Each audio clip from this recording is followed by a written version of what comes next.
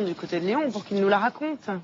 Il pleut à torrents ce matin sur l'île de France. Un véritable déluge. La pluie a commencé depuis 24 heures maintenant. Il va durer encore plusieurs jours et très bientôt ce sera la grande inondation. Car nous sommes le 11 janvier 1910. Il y a exactement un siècle aujourd'hui. C'était le début des pluies qui allaient mener à la fameuse grande inondation de Paris dont on parle encore. Et à laquelle on se prépare, puisqu'évidemment, la question qui va venir tout de suite, c'est « et aujourd'hui, quel risque ?»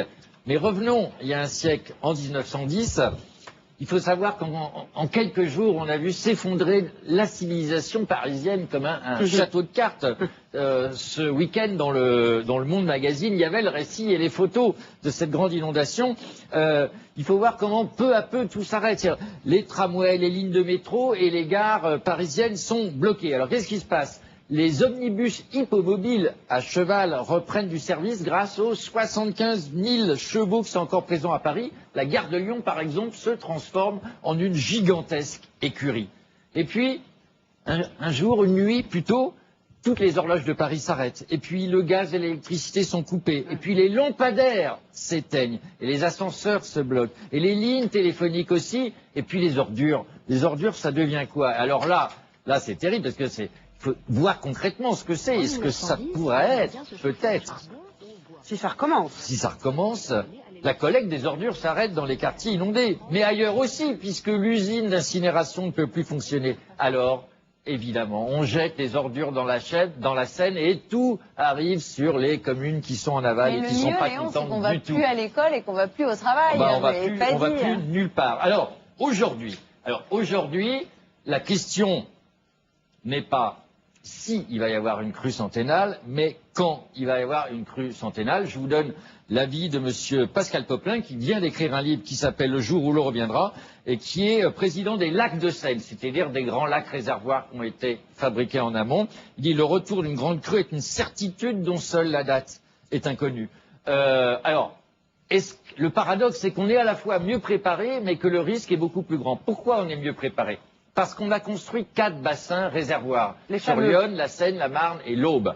4 grands bassins réservoirs. Problème, ces bassins réservoirs ne peuvent retenir que 800 millions de mètres cubes. Or, en 1910, c'est 4 milliards de mètres cubes qui traversent Paris.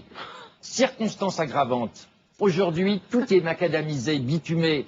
Les routes, les parkings, il ne reste plus que les terrains de foot en banlieue, les jardins individuels, mais à l'époque, pour absorber l'eau, vous voulez dire? Oui, à l'époque, c'était encore des routes en terre, le long de la Marne, par exemple. Donc vous êtes en train de nous dire que ça va être 10 fois pire. Oui, ça va être 10 fois pire, surtout que la société est beaucoup plus vulnérable, nous explique le directeur délégué à la Direction générale de l'environnement de l'Île-de-France, monsieur Louis Hubert, qui dit « Notre société est plus vulnérable, tous les réseaux sont souterrains.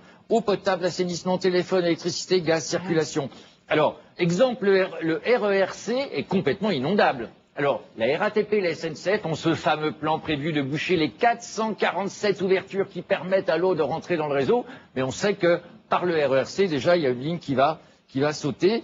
Voilà, alors ça va. Alors, c'est pas qu'un événement parisien, c'est aussi pour ça que j'en parle, c'est un événement français, parce que toute la ligne de France sera paralysée. Ça coûtera très cher. 12 milliards d'euros, sans compter l'impact sur les réseaux, l'eau, l'électricité et le gaz. Donc on est plutôt vers 20 milliards d'euros, ce qui est une somme considérable. Un exemple, la situation va devenir chaotique. Pourquoi? Parce que comme il n'y a plus de transport en commun, on prend sa bagnole, et comme c'est inondé, on ne met plus dans les garages ou dans les parkings souterrains, on laisse en double fil sur les chaussées.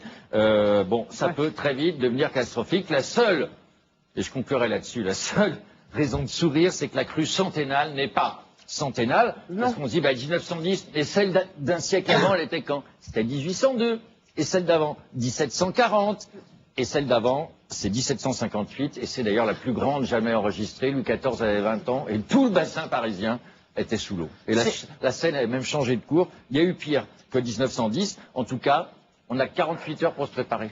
Donc dans la crue Saint-Hélène, ce qu'il faut retenir, c'est la crue qui va venir immanquablement. Les pouvoirs publics nous préviendront à peu près 48 heures avant. On a 48 heures pour piller les Gaules. J'ai une pensée pour ceux qui sont restés bloqués avec la neige, une pensée pour ceux qui ont vécu Klaus dans les Landes, une pensée pour ceux qui sont face à la nature et qui ne savent pas quoi faire. C'est bien nous tous. Voilà l'histoire. Il y a une chose qu'on peut faire, c'est penser très fort à la technologie et se tourner vers le futur grâce à la tablette. C'est ça que nous allons avoir dans les mains.